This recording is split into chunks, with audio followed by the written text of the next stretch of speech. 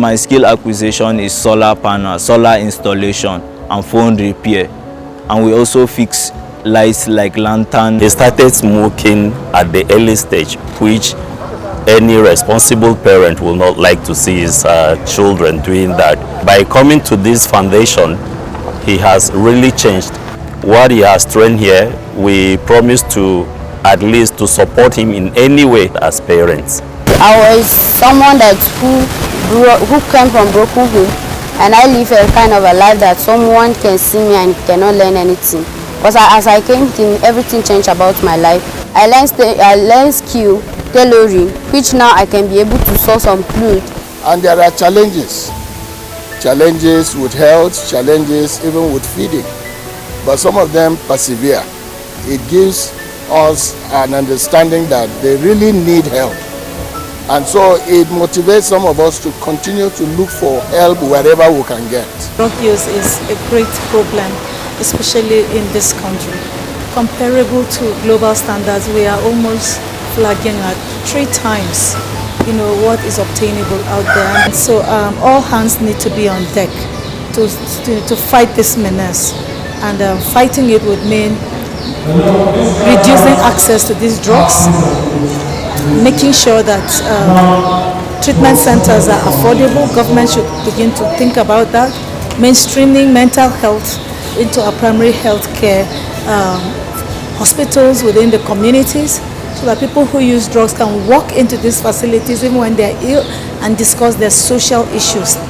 And I think that generally there needs to be some form of awareness creation, because people know about drugs, they know about irresponsible behavior from drugs, but they hardly know what traumatic experiences from what people face in this country are likely to push young people to using drugs in order to medicate for the traumatic experiences and distress that they experience every day.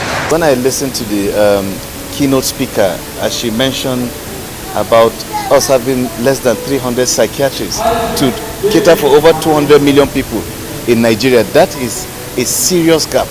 I mean, I can't even, it's overwhelming me to just think of it. And less than 1,000 psychiatrists, psychologists to cater to 200 million people.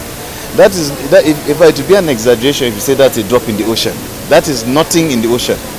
And I think government should take note of this, to start to offer scholarships to people to study psychiatry, which is a part of clinical medicine, and psychology, to be able to help even trauma management. For us, we are a humanitarian organization, and we know where our victims are coming from. Our clients are coming from the displaced society.